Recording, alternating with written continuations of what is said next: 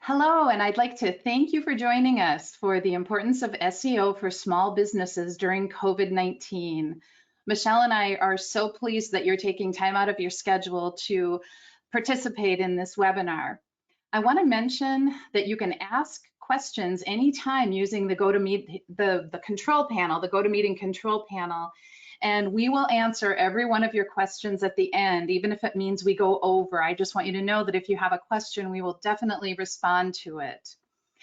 I also want you to know that Michelle and I are social distancing. Michelle is in her office in St. Paul, and I'm in my office in Rush City.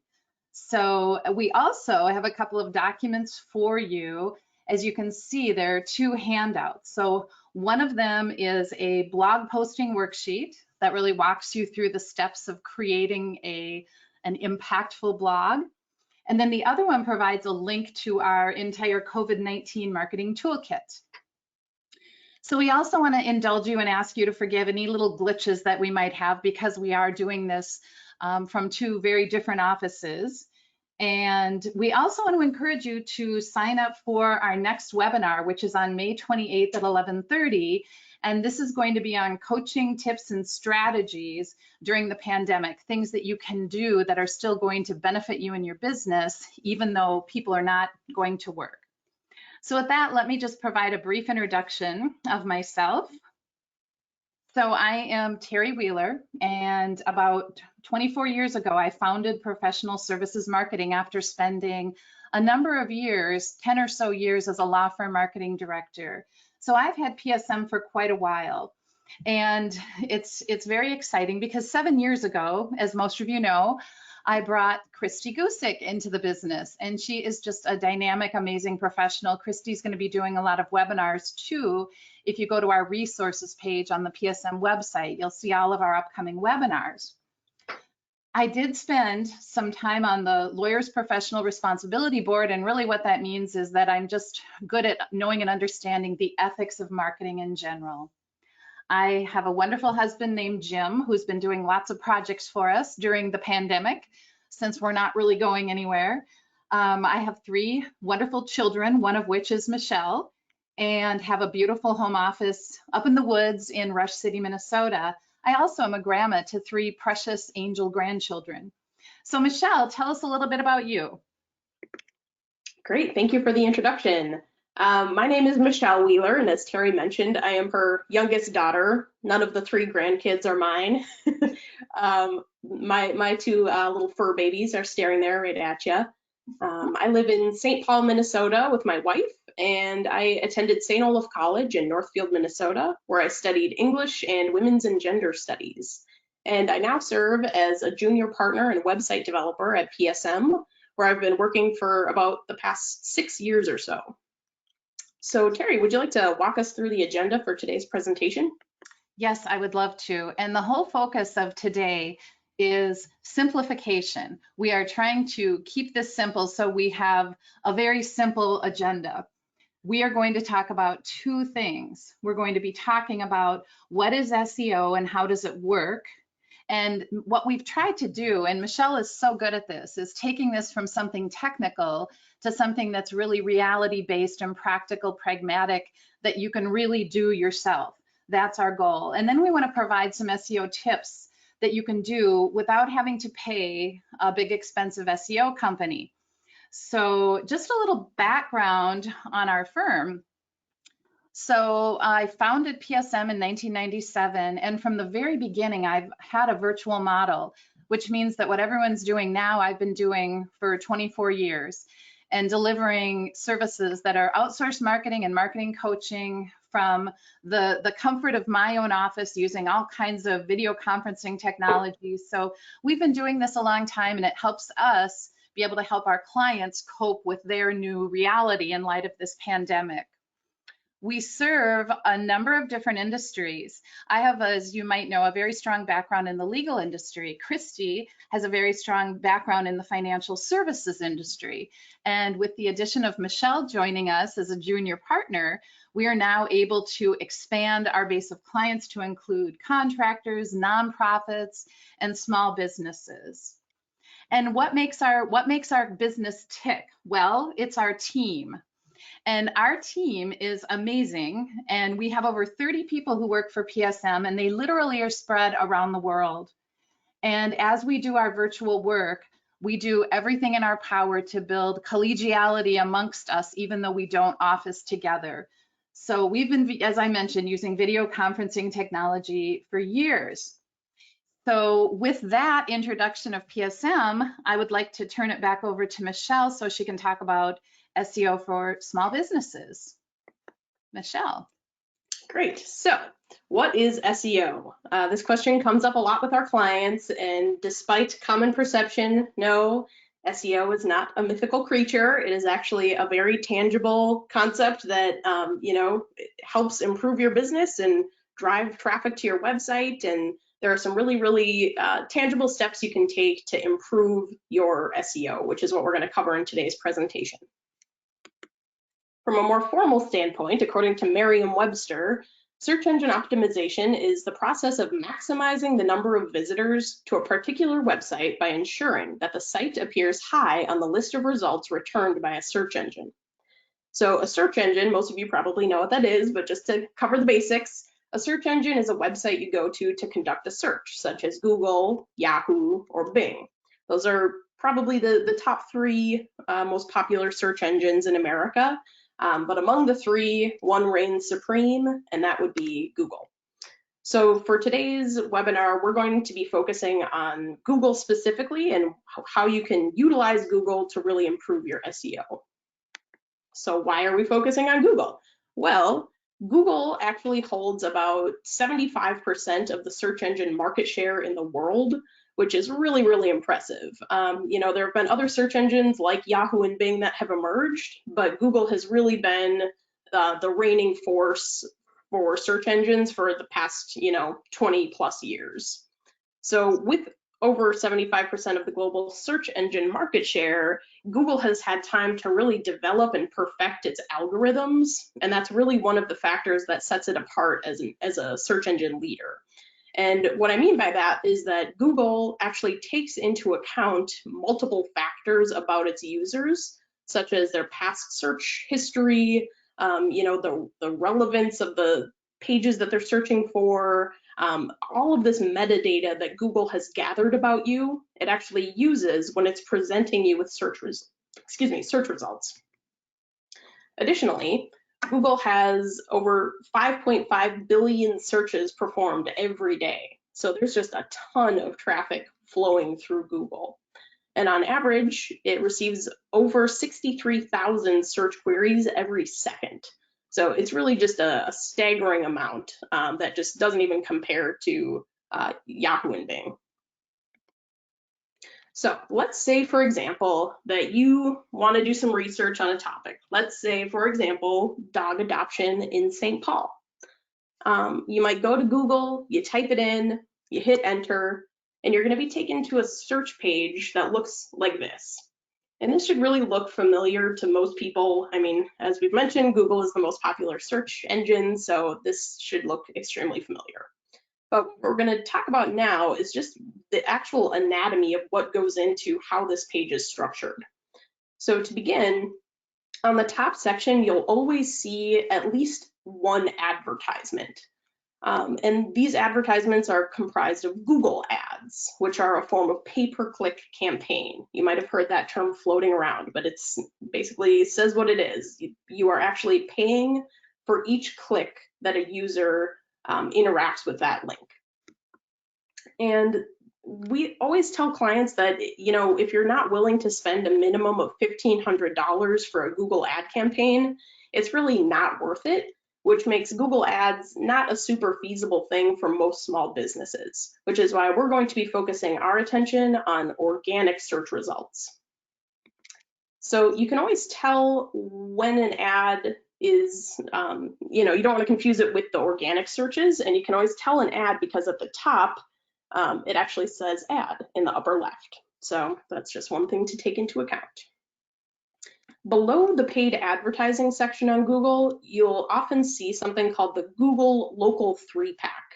And this is something that is a very location-based search. So it takes into account your brick and mortar location, And it also utilizes your Google My Business profile, which also takes into account things like, 5-star ratings. So if you were to continue scrolling down this page, what you would see are the organic results. And again, this is where we're going to be focusing most of our attention here. The organic results are directly affected by search engine optimization. So this is what you actually have control over, and you can take steps toward increasing your position on the organic search results. Toward the bottom of the page, you'll also see similar search terms and also the SERP page numbers. And SERP is just another acronym. It just stands for Search Engine Results Page. So when we talk about page 1 or page 2, this is what we're talking about, is the organic results on page 1 is really where we're going to be focusing our efforts. So this is a really, really interesting graph that just shows among the top 10 organic listings on that results page, this is the breakdown of click-through traffic. So you can see there's definitely a law of diminishing return here, where if you're in that #1 ranked slot on the Google organic results, you're seeing close to 32% of all the click-throughs for that results page. So it's just an incredible bump if you're in that first position compared to, say positions 8, 9, and 10. You're still seeing some traffic, but it's obviously much more beneficial if you're in the top, 5 positions on a search result page. And continuing that through, if you're not even on the first page of results at all, it just drastically drops off. And I know we're seeing a lot of, pretty horrifying charts these days, but, this one's also pretty scary. So if you're not on that first page of search results, and then you're not ranking 1 through 10, it just means that there's room for improvement.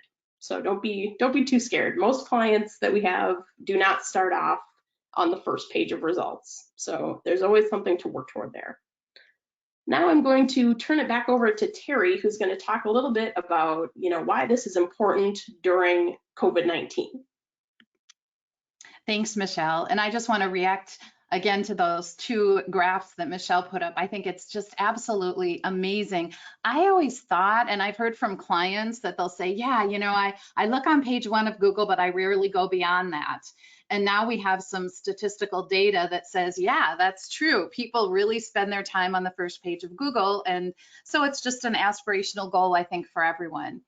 So we really want to talk to you about why search engine optimization is more important now than ever. Now is not the time to sit back and say, well, I'm just going to wait for this to pass. So let's take a look at why SEO is more important now than ever. First of all, people are spending a lot more time online. And when you think about it, people aren't having to commute. For some people, that could be an hour and a half each way to work in rush hour traffic. So people are spending a lot more time online. And the truth of the matter is people are still buying products and services. And one of the things that we've been doing, and I know Christy's been doing a lot of this, is we're helping our clients figure out how to position their products and services during COVID-19. For example, just one thing that we did recently is to help one of our clients who's a mediator develop a virtual mediation center so that he can still conduct mediations using video conferencing services. He's able to continue his stream of revenue by trying to figure out how he can take his business and put part of it, a majority of it, online. So SEO is also about connecting people with information. And to that point, you want to be a thought leader. You want to be that person out there that is sharing the information that is relevant and vital to people right now as they're looking at what to do with their time, what to do with their business. Another reason that SEO is important is that you have this ability through what Michelle's going to be talking about, your Google My Business profile, to do things like updating your hours and services. And if you're a restaurant, this is Google My Business is where you can identify changes in your service delivery, as in we are now pickup only. Or if you're a yoga studio, we're now online, go to this website. So it's really important that you help people through your Google My Business profile, know how to access you. If you don't do this, people are going to assume, well, they must not be in business right now. They must just be not working. And so if you are working, it's really important that you let people know that. So we don't want you to pull back on SEO right now. We want you to really increase your focus on what's most important to you and how are we going to help people find you through some of these do-it-yourself SEO strategies. Because of course, what we want to do is position you for the new normal. We don't know what that's going to be, but one thing we do know is that SEO strategies are going to remain and should remain top of your priority and to-do list. So now we're going to move into specifically how SEO can benefit your small business. Now, just like writing, I'm biased because this is our process, but when we write a marketing plan, or generally with any decision that you make in your life, it's really smart to step back and first of all, assess the situation. And for us, we're going to talk about strategies you can use to assess your SEO right now, because only then can we move to the next phase, which is putting in a plan. We want you to have a specific proactive plan for increasing your organic search results. Then we need to help you figure out how you're going to implement this plan. Plans are only as good as the implementation and follow through. And then finally, if we're doing anything that's important, we have to have the ability to measure results. And Michelle is going to talk about that and how measurement plays on you being able to say, wow, I'm really improving my SEO. But first, I'd like to share with you a few of the common frustrations that we hear from our clients about SEO. And I hear this all the time from my clients. They're smart, they're well educated, but I think some of them are still thinking about the mystical creature that dashed across Michelle's slide, that they really don't understand it. They know that they should be doing it, but they're not quite clear on the true benefit. And some of the frustrations we hear from our clients are things like, my company isn't ranking on page 1. Why is that? And why are my competitors ranking higher than I am? I'm better than they are. I do better work. Why are they ranking higher than I am? The truth is they probably have better SEO. Why don't we show up on the map in Google? We had this discussion with a client just yesterday because we've been doing a lot of SEO specific to what we'll talk about more as being location landing pages. So why aren't they showing up on the Google map? A lot of our clients come right out and just say, you know, I really don't understand SEO, Terry. You tell me it's important and we do it, and I am getting more calls and we are getting more leads. Generally, that's really all they're looking for. A lot of clients think that they don't have the time or the budget for SEO because there are companies out there that will charge $3,000, $4,000, $5,000 a month, and they will try to make SEO as complicated as possible so that people think, wow, I really need an SEO firm because I didn't understand a word they said. And that's not what we're trying to do. What we're trying to do is to help our clients leverage the thought leadership that they already have by being more proactive with SEO. And so we often hear that they're willing to do SEO. Okay, Terry, Michelle, you know, Christy, you've sold me. I know I need to do SEO, but what is it that I need to do?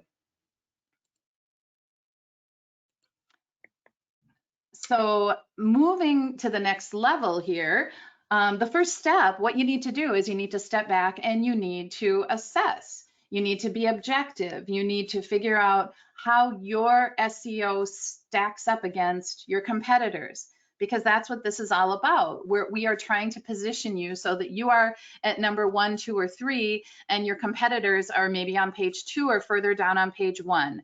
And there is an actual way, there are many ways that you can do that. One thing that we're also going to talk about is, do I need to pay for advertising? So we have a slide here that talks about how to, Michelle, take stock of your current ranking. See, that was one of those little techie things, right? I can't see Michelle, she can't see me, so but thank you for advancing the slide. So does my company have good SEO? What we want to look at is determining where you come up on Google when you do searches. I'm not going to get into that because Michelle's going to. So I'm going to turn this over to Michelle now so she can talk about some methods that you can use to step back and assess how strong your SEO really is. Great. All right. So when it comes time to actually examine your own organic SEO rankings, the easiest thing to do is just to do a Google search as if you were a potential client or customer. And one thing that's really important is to do that search in either an incognito window or a private browsing window. If you recall earlier in the presentation, I mentioned that Google actually has a lot of metadata stored on you as a user. So they know where you live, they know your spending habits, they know other websites that you've browsed. So they're more likely to present you with biased search results based on what they already know about you. So if you want an unbiased view of your organic search results, you need to do that in an incognito window. And when you do this search, it's also important to use, relevant keywords and phrases. Imagine you're doing the search as a potential client. And that means, it might not be the most intuitive search. If someone is looking for, a divorce lawyer, they might not type in divorce lawyer in Minneapolis. They might do something like, my husband's a pig, I need help, something, something wild like that. So, just do a search, do a few different searches in, imagine what people might be using to enter those search queries and just see where you come up. It might not be super great, if you haven't put any energy into your SEO, but don't worry, because it's always possible to put effort and energy into your SEO. And again, don't be too broad either. Terry's going to talk a little bit about that later in the presentation, but try to be specific in the terminology that you use. And so that's basically how you can do your own super basic SEO audit. And if you do choose to hire an SEO company down the road, these are sort of the different factors that go into a more professional level SEO audit. So they're going to look at things like competitor analysis, comparing your website to that of maybe your top 3 competitors. They're going to look at backlink tracking, and backlinks are essentially anytime another website is linking back to yours. That's something that's really beneficial for SEO. Also directory listings. So we're actually going to get into that later, but online directories and being on as many of those as possible. Increasing your domain authority, which is essentially the level of clout that your website domain or URL holds. They're also going to look at your meta title and description. They're going to talk about headings and tags, your current local rankings and how that compares over time. They're going to look at URL structures and also schema markups. And schema markups, that's probably one of those things that throws people for a loop, and it's a pretty technical thing that involves HTML code. So I won't get into that too much, but these are the type of things that would be covered under a professional SEO audit. Another thing that you can assess right off the bat is whether or not your website is responsive. And a responsive website just means that it scales easily regardless of the device it's being viewed on. So it should look great on a massive desktop, a laptop, a tablet, a smartphone. You want to make sure that your website just looks really nice in all of those formats and scales automatically. And the thing is, Google actually penalizes websites that are not responsive. So that's even more incentive to make sure that your website meets that criteria. And fun little statistics here, about 80% of users used a mobile device to conduct internet searches in 2019. And mobile devices account for approximately half of all website traffic worldwide. So it's absolutely crucial that you have a website that is responsive and looks great on all devices. Another thing you can do right away is make sure that your website has an SSL certificate installed, and that just stands for a secure socket layer, and it's basically just a certificate that you purchase through your domain provider. So for example, GoDaddy or register.com, you purchase an SSL certificate, and what it does is it actually changes your URL from HTTP to HTTPS, that little S standing for secure. So if you've ever gone to a website and seen either that green little padlock, or maybe you see that exclamation mark with a message that says, you know, this website is not secure, that is also something that Google takes into account when, you know, assigning you with search ranking power. So Terry, I'm hoping that you can now discuss a little bit about the importance of website organization and SEO. I would be happy to, absolutely. So one of the things that we're helping you prepare for is the fact that there are these little Google bots that literally go out and crawl your website with one goal in mind, and that is to index the relevant pages on your site. And the goal is to have enough content on your site that it's going to boost your organic search results. So I want to reiterate what Michelle said about the need for having a responsive website and the SSL certificate. Google used to be a little bit more forgiving maybe a year or so ago, but with regard to the secure socket layer, the SSL certificate, and again, on responsiveness, I mean, if somebody has a website that is not responsive, it must have been built maybe 5 or 6 or 7 or maybe 10 years ago. So it's really time to have a website developer work with you to create a responsive website. Those are two very, very huge things that I just want to underscore how important they are. Now, as you're assessing your own SEO, I also want you to look at the unique landing pages that you have. You should have unique landing pages for every single service you offer, for the various different industries or specific areas that you serve clients in. You want to have unique landing pages if this is relevant for all of your office locations. As Michelle was mentioning, people will do searches that are marketing consulting firm, Minnesota or St. Paul, and you want to make sure that your firm is going to come up. So it's important that you assess what kind of content you have on your office locations. And then make sure that when you list biographies of the people in your firm, when you're looking at those bio pages, each person should have a single landing page. I've been to a lot of websites where you go to the team page and there are these little, paragraph blurbs about each person, and they're all just sitting there on one page. But for SEO, you should be assessing whether or not each person has an individual page. You also want to look at whether or not your website has what we call enough content. And we're going to repeat this a couple times through the presentation, because generally speaking, what we tell our clients is that enough content means a minimum of 300 words on any given page. But if it's a page that's really important, like biographies or blogs or industries you serve or services, you should have up to 1,200 words.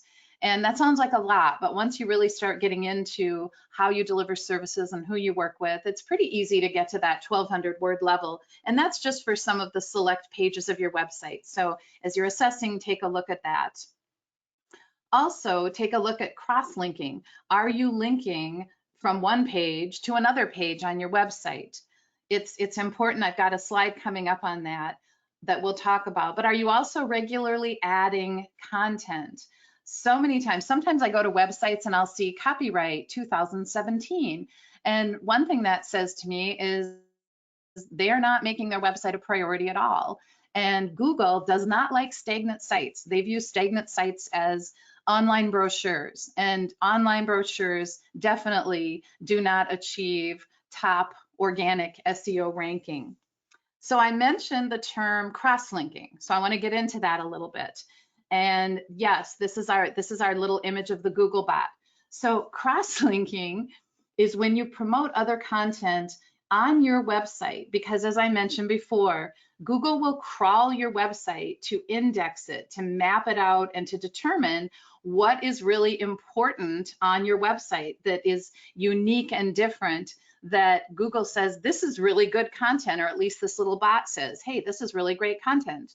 Let's feature it higher on our organic search results. I was going to use a little computer voice, but I decided against that. So each page should have some internal links to other content on your website, but you can also link to external sites. We see this a lot when people have, let's say, resource pages, and they are providing this clearinghouse of websites that are reputable, that they want to direct their visitors to because there's good information.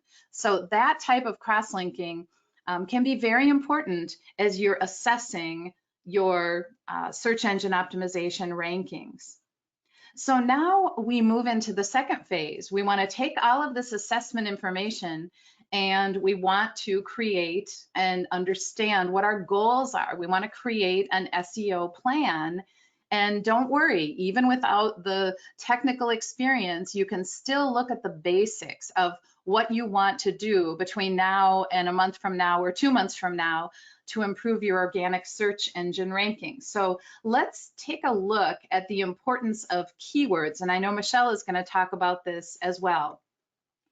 So each page on your website should have a unique keyword that you are quote unquote featuring, because the little bots will pick up on that and they like to see that there's a strategy that people used to use called keyword stuffing, right? Where you, in the code, you would put all these keywords that you wanted to try and trick Google into saying, oh, this is a relevant page. Well, this little bot, he's a smart dude, and Google quickly realized that people were doing that on their website, so they don't allow you to do that keyword stuffing anymore. So you want to focus each page on one keyword, and the keywords that you choose should be focused. And the examples that I'm using here are, don't try to optimize the word personal injury attorney. That's very, very, there's a lot of competition. There are a lot of competitors out there, but focus on what you actually do within that broader umbrella. So in this case, focus on optimizing bicycle accident attorney. That's very, very specific, and you will find that the more you can focus your keywords, the higher organically you will rank. And chances are, if someone is in an accident and they get hit by someone and they're riding a bike, they're not going to search for personal injury lawyer. They're going to search for a bicycle accident lawyer. Same with real estate agents, for example.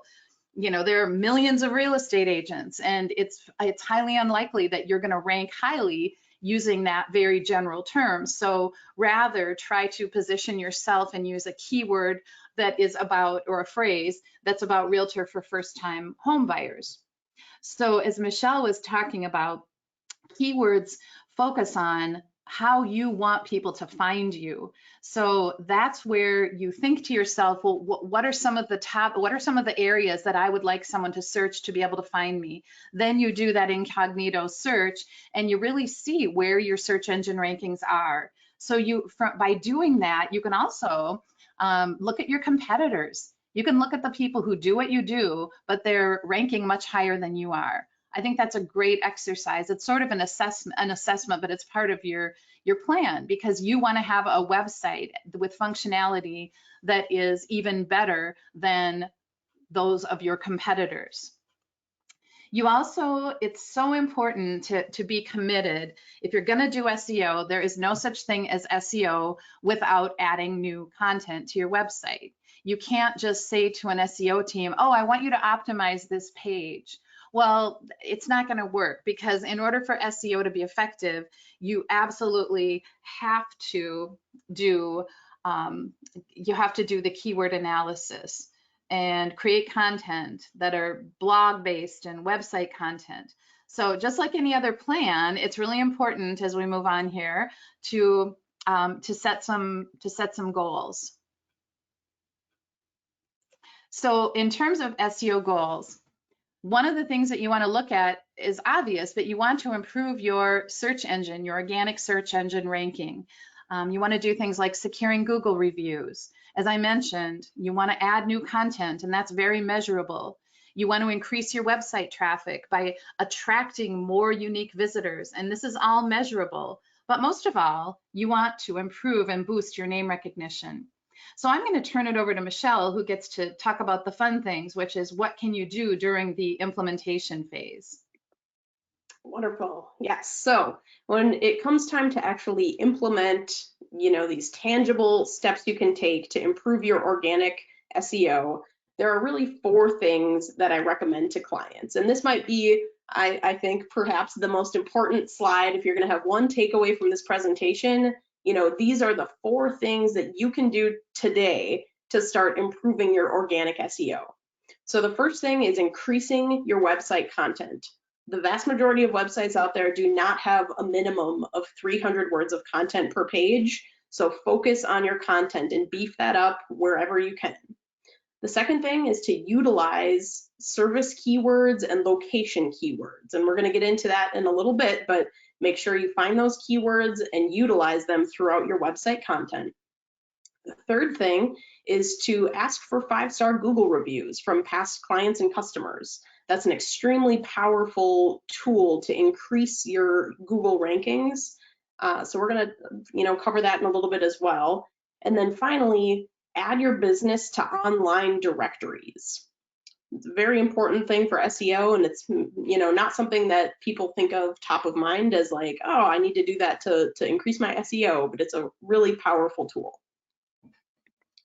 So first off here, talking about content. As Terry mentioned, content really is king when it comes to SEO.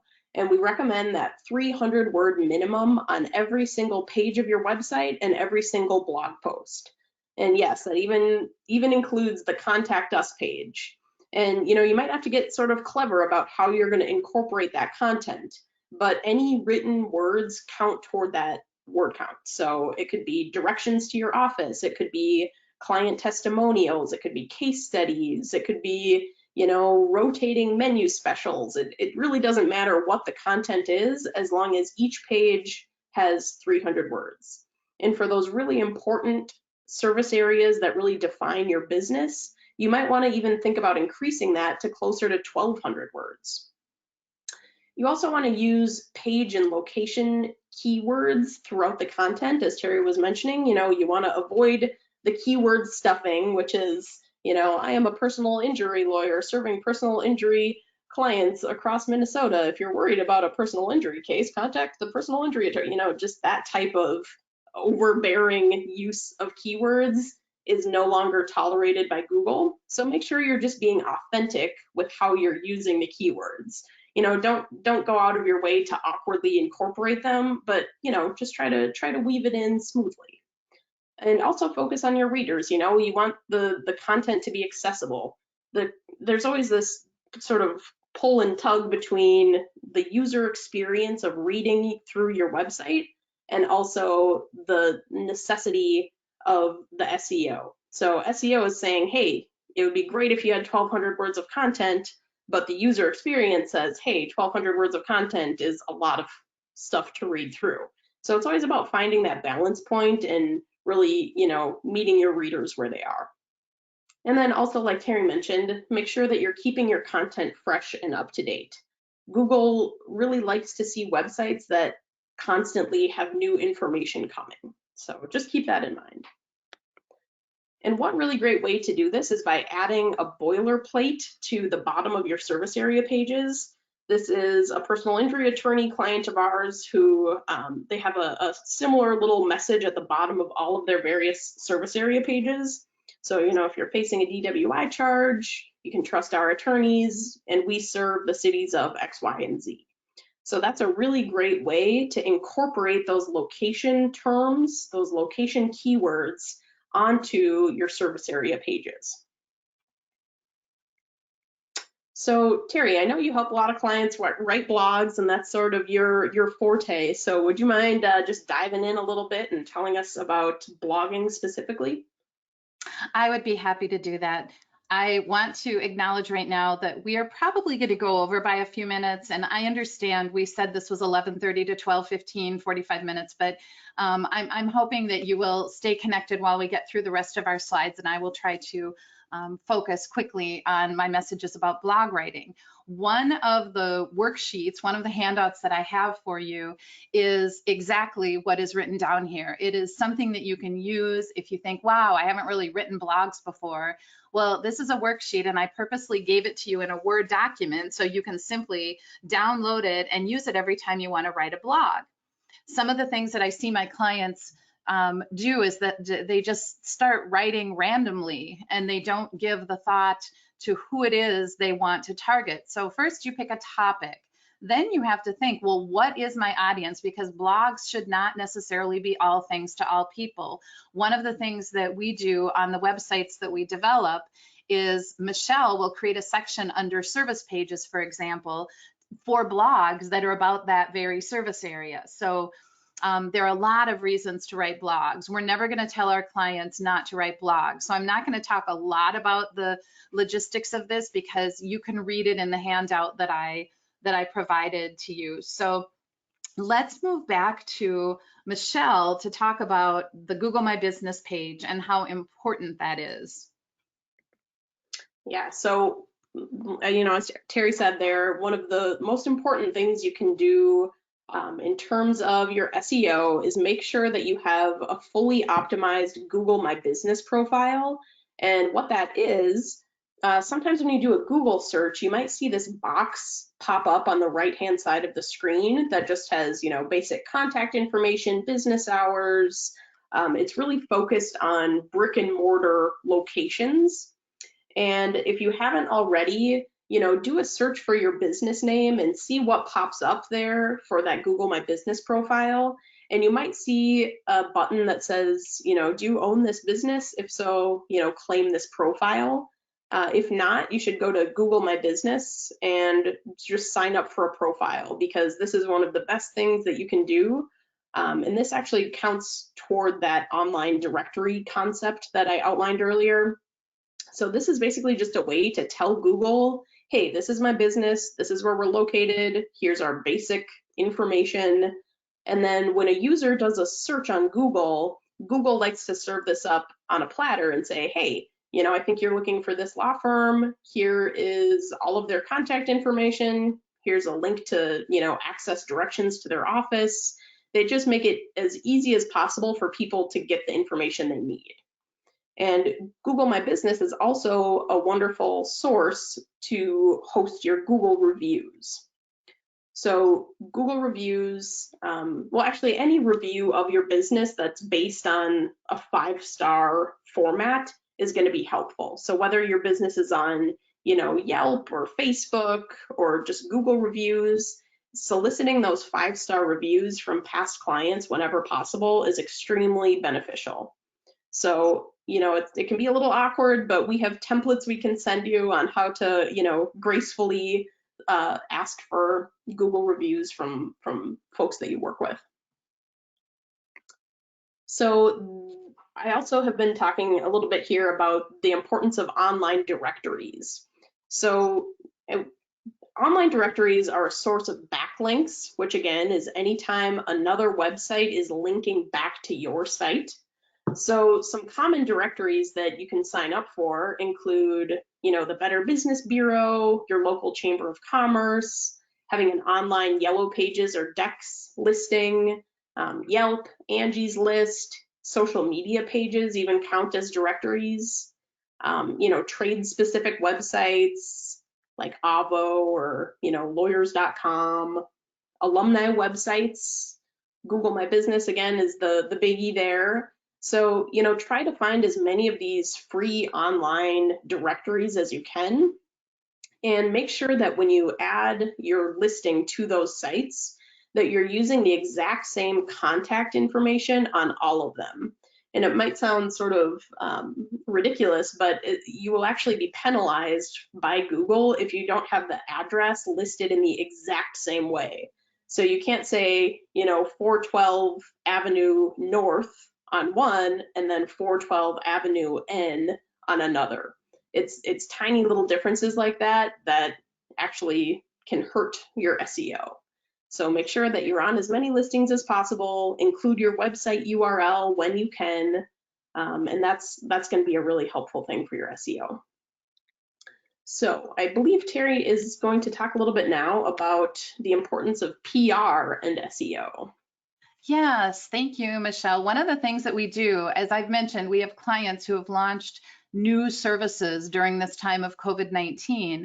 And when I use our PR Newswire service to distribute the news releases announcing new services, literally my clients are on page 1 of Google within a day or two. So the news releases that go out are posted on multiple sites all across the country and specific to the state you're in.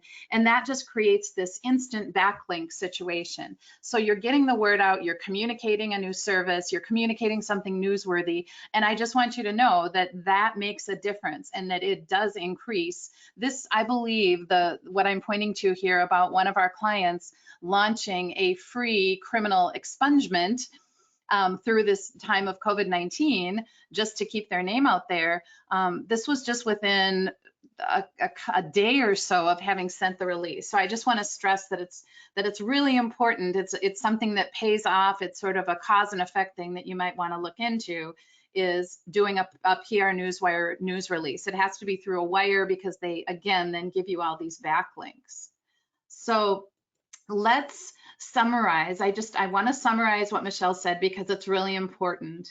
And that is that we want you to leave this webinar with 4 key ideas on how you can increase your organic rankings by increasing your website content, using key service and location keywords in the content that you do develop, asking your clients for 5-star reviews, and making sure that you're adding your business to as many legitimate directories as you possibly can. So now moving to the next step and the final step, we always tell our clients that if you can't measure it, if you can't measure what you've done, it's probably not worth doing.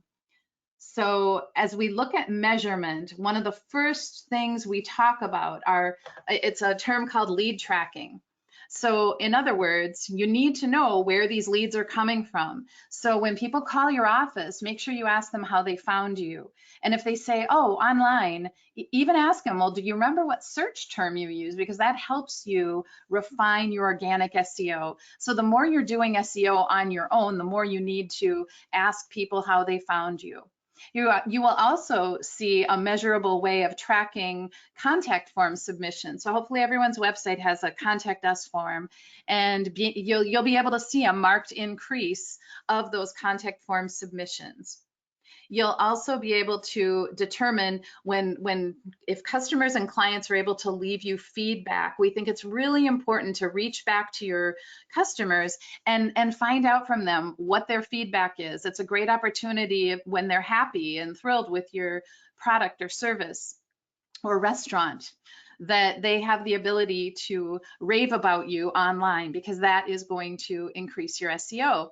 And also Google Analytics. Google Analytics is probably the best way for you to legitimately track the results of your SEO efforts. So I'm going to turn it back to Michelle and have her talk a little bit, and I promise we're almost done, but to talk a little bit more about Google Analytics and its role in measuring your SEO efforts. Yes, so Google Analytics is definitely, the powerhouse when it comes to tracking things on your website, such as website traffic, the amount of sessions that you have, the unique visitors coming to your website, the methods of acquisition. How did they come to your website? Did they come from a search engine like Google? Did they come directly from social media, other type of online referrals? And then also, what was the user's behavior once they were on your website? How many different pages did they visit? What was the duration of their session?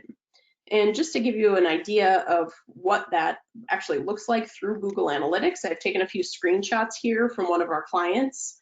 And you can just see it's a really intuitive model here that just shows you, these different behaviors over time. So this is tracking the number of users, sessions, the bounce rate, which is how many people go to your website, visit one page, and then hit the road, and then also the session duration. Here's another view showing the number of users, some different units of measurement here, looking at the amount of returning visitors to the website versus new visitors, the primary cities that people are accessing your website from. So you can see we're doing a pretty good job of focusing this company's SEO on the Twin Cities area. And also, this is a really helpful view in determining where these visitors are coming from. So you can see there the darkest blue is showing organic search traffic. Then you have referral traffic coming from, third-party websites that are linking to your site. Direct is people who just go to the URL and they type in exactly what your website domain name is.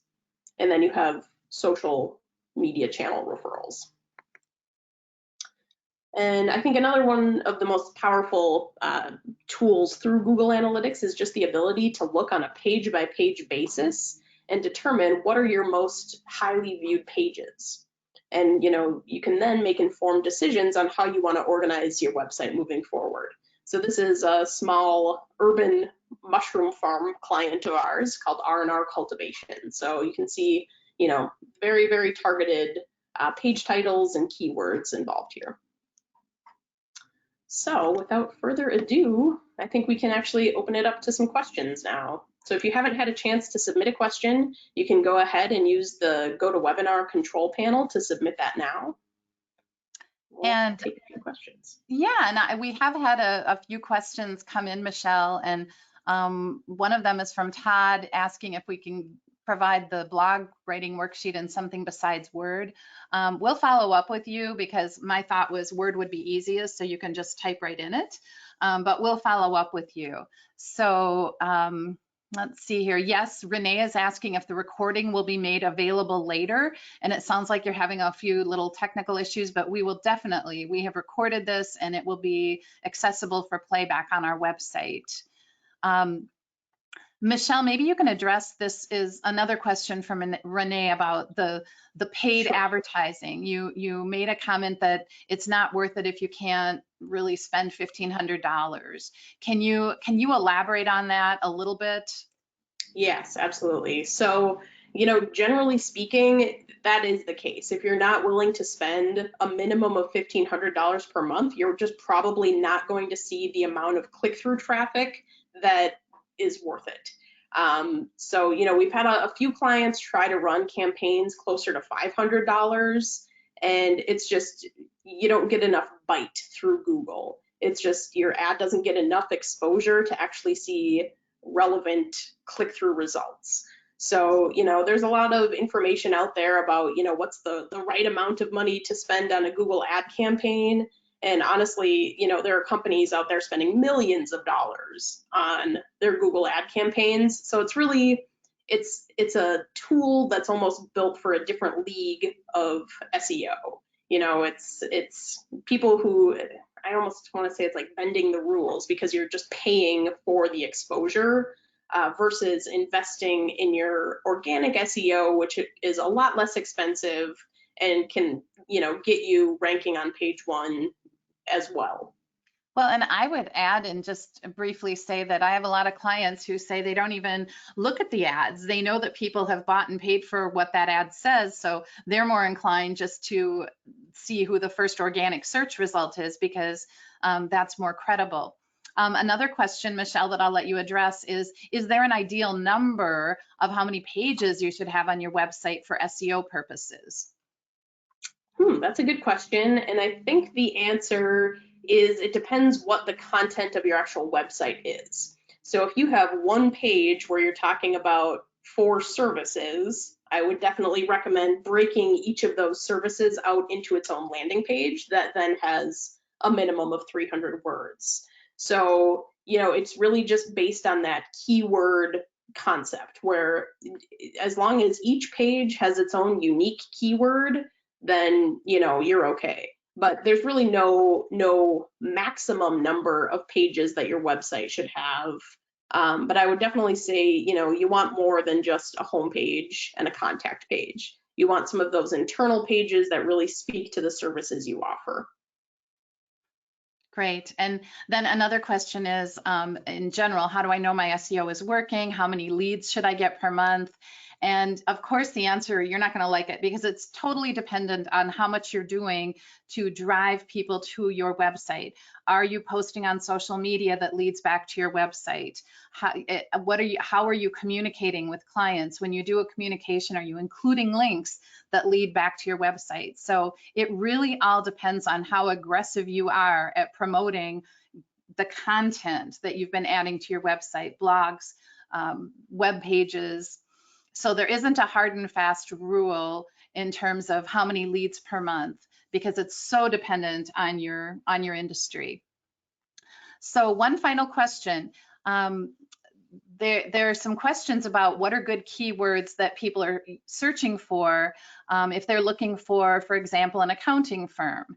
And I think one of the ways to determine that is to do some keyword searches yourself and do some of the service areas, whether, you know, some of the service areas, tax, audit in XYZ location, or if you can be more specific than that, and then find out which one of your competitors or which competitors are ranking above you. It's really good to do that keyword research to determine what yours should be.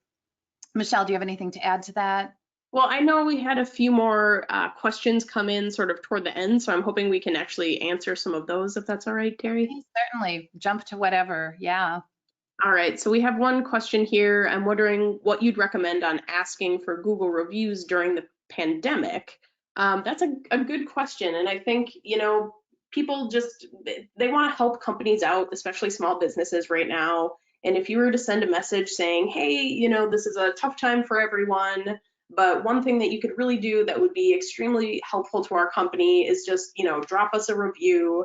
You know, I think people are going to be especially receptive to that right now. So if anything, I think this is an ideal time to be soliciting that type of testimonial or review.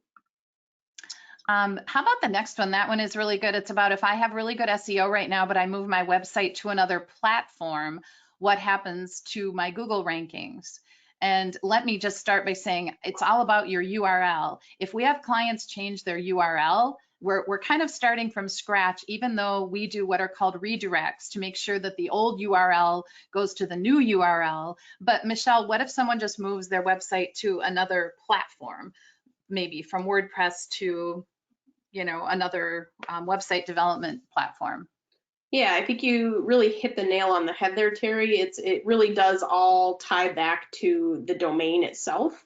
So one thing we mentioned earlier was URL structures. And that is, you know, when you look at the URL for a given page on your website, so maybe it's, you know, mywebsite.com/about/XYZ service, you just want to make sure that that naming convention for the URL carries over onto the new website. And if it doesn't, you just want to make sure that you're setting up those redirects. And it's possible that you would see a dip in your SEO results right after the move, but you know, given time, it would bounce back. And that's another thing I would like to mention here about SEO is that this is a long game. SEO isn't something that you just do once and you see it skyrocket and you're good to go forever.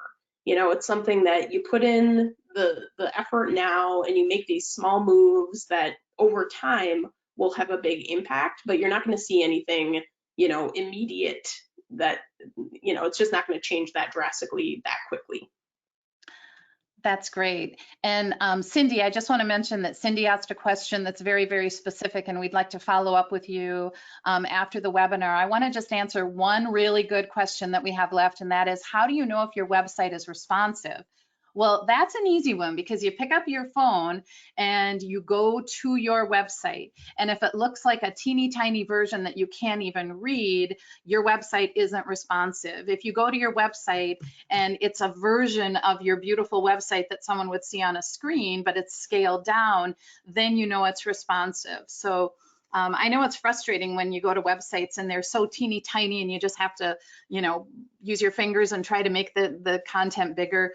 Those are the websites that are not responsive. So with that, I'd really like to thank each and every one of you for hanging in there with us and letting us answer your questions. And I want to tell you that if you enjoyed the webinar, or even if you didn't, we hope that you will complete the evaluation that we have after the webinar. It'll also be in your follow-up email thanking you for attending. And I want to encourage you to register for our next webinar, which is going to be, I'm going to do that one on marketing coaching tips and strategies during the pandemic. And I'm going to be focusing on the things that are pandemic proof, that are going to benefit you in your practice or your business right now, and kind of get you over this bridge that we're walking right now. So Michelle and I, on behalf of Michelle, I want to thank you for attending. We really enjoyed this opportunity to share some SEO tips with you. As always, if you have any other questions, please follow up with us directly, and we're happy to answer those questions. So with that, we thank you very much and hope that you have a wonderful, safe day.